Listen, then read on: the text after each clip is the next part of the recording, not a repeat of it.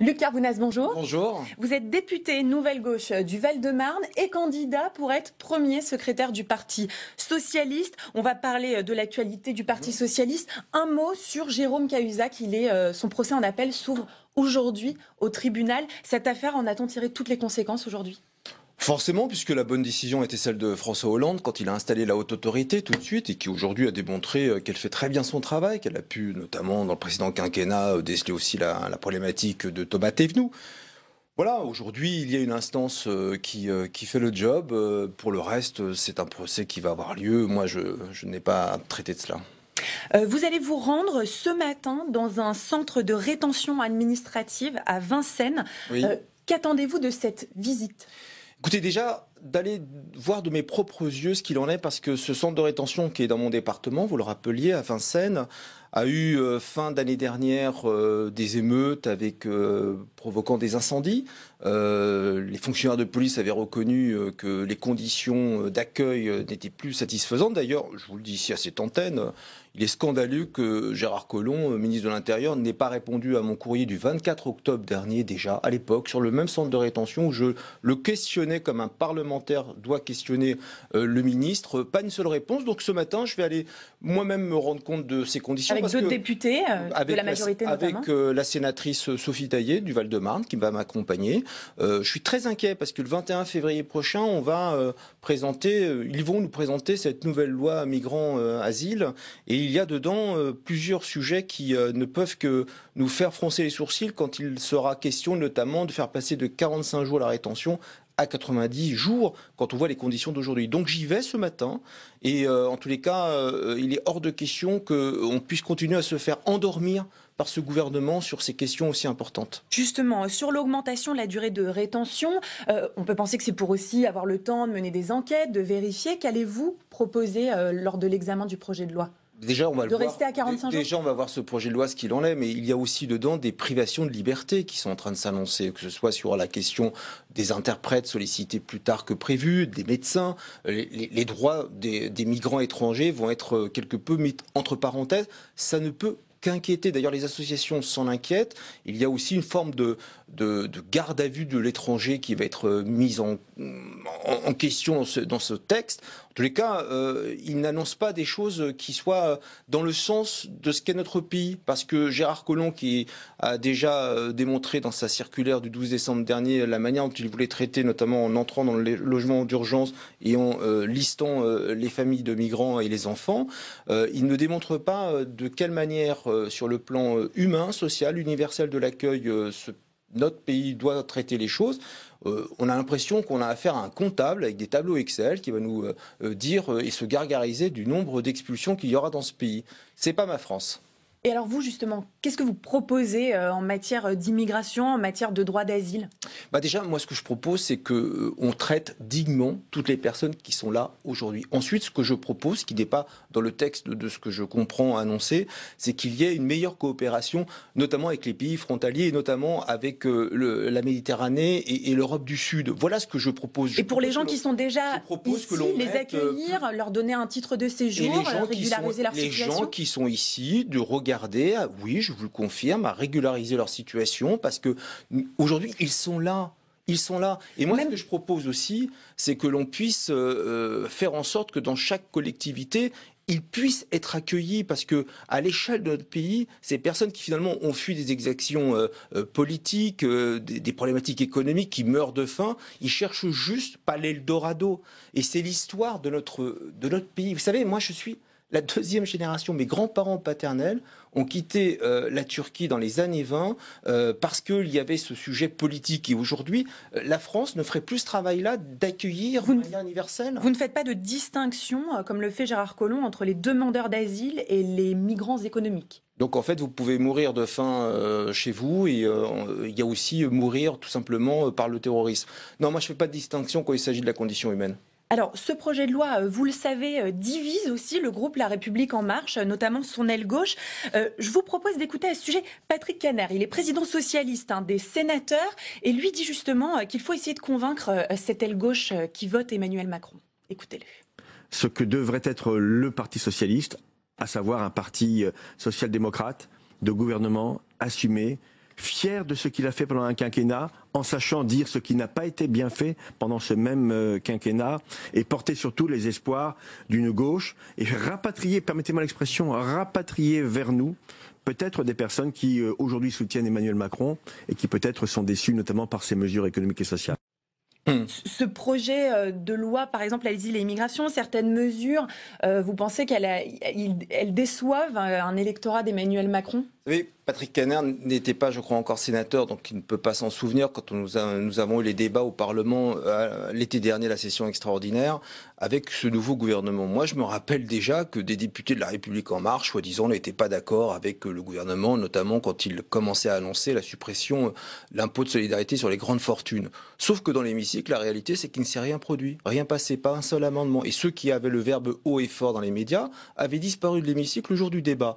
Donc, je ne sais pas ce que ça veut dire d'ailleurs, l'aile gauche de La République En Marche. Moi, je réfute cette expression parce qu'elle laisserait entendre dans l'opinion publique qu'il y aurait des passerelles entre l'aile gauche de La République En Marche, qui est un parti de droite libérale, avec des mesures de droite, reconnues comme telles par l'opinion publique, et la gauche française. Je pense que nous devons, au contraire, la gauche, faire en sorte d'avoir une voix et des voix fortes pour expliquer ce qui est en train de se passer.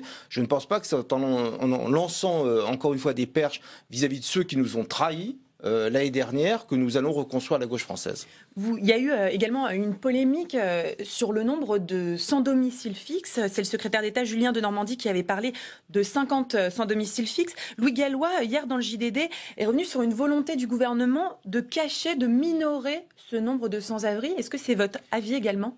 Le soldat de Normandie s'est un peu trompé, voulant faire tellement plaisir à son président sur son zéro SDF dehors pour la fin d'année 2017. À Paris, c'est entre 2000 et 3000 personnes qui dorment dehors. Le secrétaire d'État nous démontre quoi ? On le voit déjà dans l'hémicycle, dans les réponses qu'il nous formule. Il est déconnecté totalement des réalités. Moi, ce que j'attends de ce gouvernement, c'est plutôt que de s'attaquer, comme je l'ai entendu vendredi dernier, sur la loi SRU, qui est un totem en termes de quota de logements sociaux dans toutes les collectivités, au moins 25%. Moi, je demande à ce gouvernement, s'il veut prendre à bras-le-corps la question des SDF, qu'il mette en place une loi de solidarité sur l'hébergement d'urgence, de telle sorte que nous puissions obliger, comme on le fait pour le logement social, que chaque territoire porte au moins 1% de logements d'urgence. Et on ne pouvait pas le faire avant, pendant le quinquennat de François Hollande, par exemple ? Moi, je regarde l'avenir. Je ne suis pas en train de commenter le gouvernement auquel je ne participais pas. Vous m'interrogez sur ce qui est en train de sauter, encore une fois, aux yeux de l'opinion publique. Eh bien, je demande une grande loi de solidarité, de l'hébergement d'urgence en France, et que chaque ville prenne sa part, comme chaque ville prend sa part sur le logement social, plutôt que d'entendre le gouvernement vouloir, là aussi, assouplir les règles, alors que la Fondation Abbé Pierre nous a démontré qu'il y a une urgence dans le logement aujourd'hui en France. Promettre zéro sans-abri à la rue, est-ce que c'est réalisable ? Est-ce que c'est une promesse que vous pourriez faire, par exemple ? Mais déjà, donnons-nous les moyens. Moi, je ne suis pas dans l'incantation. Je pense que ça n'a aucun sens de dire zéro SDF si on ne crée pas de l'hébergement. Je vous donne une solution. Voilà. Et si ce gouvernement veut prendre à bras-le-corps cette question-là, qu'il mette en débat une grande loi de solidarité de l'hébergement d'urgence, que chaque ville prenne 1% de création de logements d'urgence chez elle, plutôt que de, encore une fois, nous voir détricoter le logement social en France. On va parler d'une toute autre affaire, l'affaire Nicolas Hulot. Le journal L'Hebdo a fait des révélations sur une plainte dont les faits sont prescrits. Je vous propose d'écouter tout d'abord la députée socialiste Laurence Rossignol et je vous ferai réagir juste après. Je crois que cette tribune est malheureuse. Voilà. Oui, elle est malheureuse, c'est-à-dire qu'elle n'est pas la tribune qu'on attend de la secrétaire d'État chargée de l'égalité femmes-hommes. Parce que d'abord, cette tribune part du principe, comme tous les propos d'ailleurs de tous les membres du gouvernement, que dans cette affaire, il y aurait spontanément une confiance à accorder à un des deux protagonistes. Alors, elle nous dit c'est un homme charmant, nous dit la secrétaire d'État. Je pense que ça n'a rien à faire dans sa tribune. Elle dit pour Nicolas Hulot, c'est un homme charmant. Ça n'a rien à faire dans le dossier. Et par ailleurs, malheureusement, les violeurs sont aussi souvent des hommes charmants. La sénatrice, donc Laurence Rossignol, elle parle d'une tribune de Marlène Schiappa qui prend en fait un peu la défense de Nicolas Hulot. Est-ce que cette tribune vous a choqué ? Choqué, non, mais ça me trouble quand la secrétaire d'État aux droits des femmes prend la plume pour s'exprimer de cette manière, alors que cela faisait déjà plusieurs jours que vous-même, la presse, vous l'interpelliez, ne voulez pas répondre. Je crois que ce n'est pas son rôle. Je pense qu'elle doit continuer à faire en sorte que la parole des femmes et des hommes se libère dans ce genre de situation.